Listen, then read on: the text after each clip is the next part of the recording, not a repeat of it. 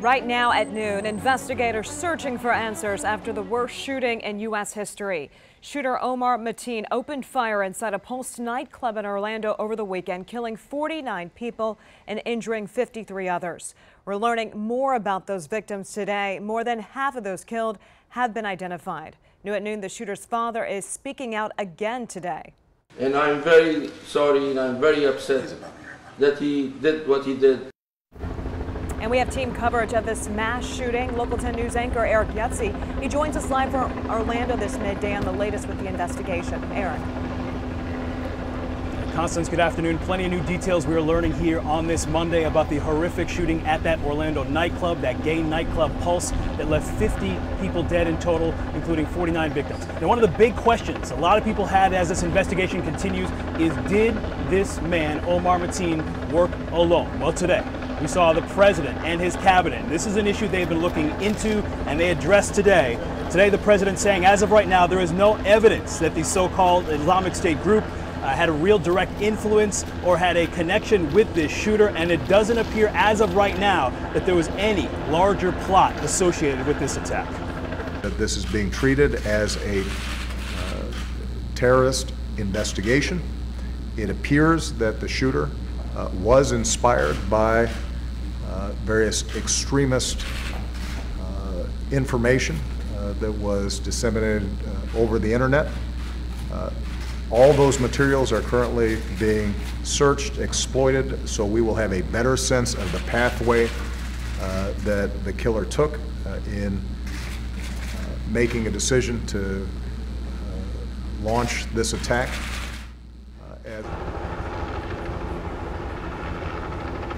We're also learning more about the victims here this noon hour. We'll have that in just a moment.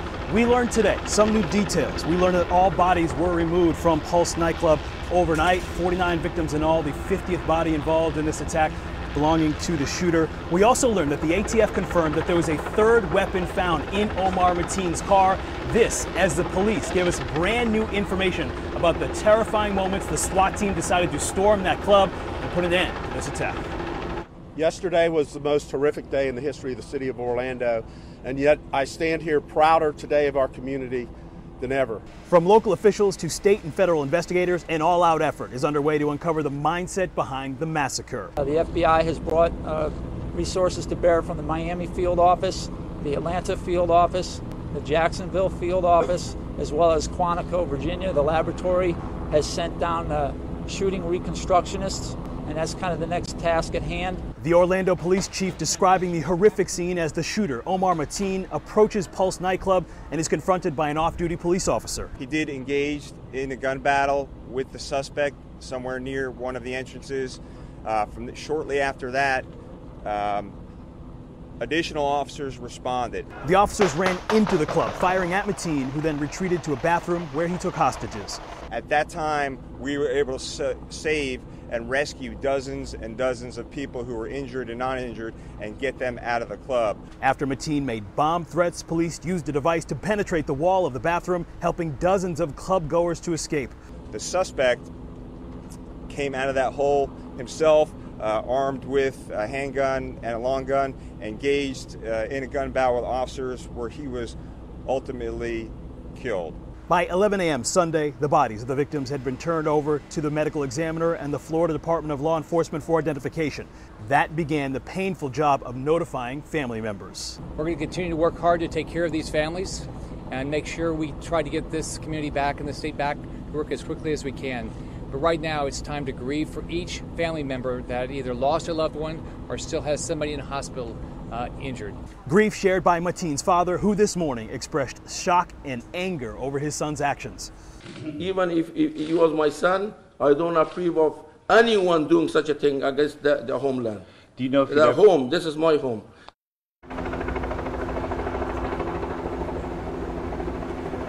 And we do continue to learn more and learn the new names of some of the victims here this noon hour. We tell you one of the victims identified today as 36-year-old Eric Ivan Ortiz Rivera, 37-year-old Kimberly Morris, and 23-year-old Stanley Almodovar. Those three are the newest victims identified today.